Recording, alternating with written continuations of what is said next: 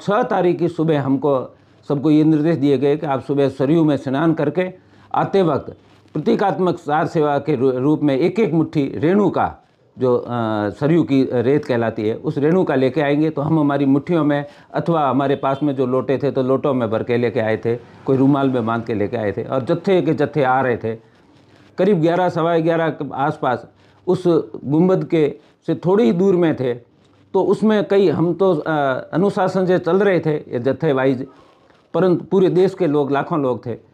कुछ ऐसे कार सेवक थे जो अति उत्साही थे, वो उस गुंबद पे चढ़ गए और वहाँ जो कुछ भी उनके हाथ में जो बैरिकेड के लिए लगी हुई एंगलें वगैरह थी, उस एंगलों को हाथ में लेकर और वहाँ वो पिलर तोड़ने लगे। तो जो ही एक पिलर टूटा और वो सारा गुंबद नीचे आ गया, फिर दूसरे का रहा, तीसरा, और तब तक हम भी नज़दीक पहुँच गए थे। फिर उस कलंक का जो ढांचा था, जिसको बाबरी मस्जिद कहा जाता था, वो राम जन्मभूमि का स्थान था, तो वहाँ रामलला की मूर्ति को थोड़ा बाढ़ लेकर और उन ढांचों को ढहा दिया गया। और इस तरीके से वहाँ जय श्री राम हो गया काम, जोरदार के नारे गुंजायमान हुए। आज वो क्षण का स्मरण करते हुए मैं रोमांचित हो रहा हूँ, और मेरे जीवन का ये अविस्मरणीय और ऐसा दृश्य है जिसकी कोई सीमा नहीं। और उस वक्त भी फिर बाद में वो सारा सफाई हुई, सारे वो ईंटें वगैरह इधर उधर करते रहे। शाम तक पास में ही वो चबूतरा बनाकर, जिसके ऊपर रामलला की मूर्ति का स्थापना करके वहीं उसका पूजन भी शुरू कर दिया गया, और जो पुजारी थे वो आए। वो तो ऐसा वो एक दृश्य था।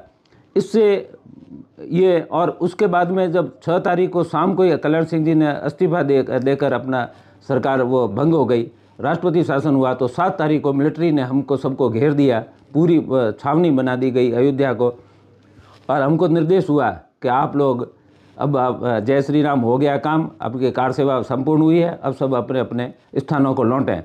हम ट्रेन के लिए रवाना होने लगे तो हमने सोचा कि एक बार रामलला के दर्शन करके निकलें। तो जो ही उधर रामलला की तरफ मुड़े, क्योंकि हमारा जो डेरा था, हमको जो स्थान मिला था, वो एकदम राम जन्मभूमि के नज़दीक ही था, परंतु मिलिट्री के वो बंदूकें लिए खड़े लोगों ने हमको रोक दिया। उन्होंने कहा नहीं, तो हमने वहीं से दर्शन प्रणाम करके और फिर ट्रेन चढ़े। वहाँ पर पथराव हुआ ट्रेनों पे, बाराबंकी में, लखनऊ पहुँची ट्रेन, तब भी हमने कभी दरवाजे बंद रखो, कहीं दंगा फसाद के भी आसार थे, और हुए भी थे बाद में। और वो ट्रेन हमारी सुरक्षित भरतपुर आई। भरतपुर में यहाँ पर अब हमारा स्वागत किया गया। फिर हम बाड़मेर पहुँचे।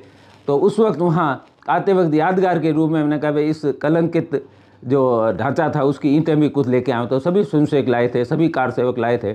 फिर वहाँ वो संघ कार्यालय में रखी गई थी, और संघ कार्यालय में संघ भी बाद में प्रतिबंध लगा, इसलिए वो ईंटें फिर वो प्रशासन लेकर चला गया, इसलिए वो तो अब यादगार रही नहीं आज की तारीख में।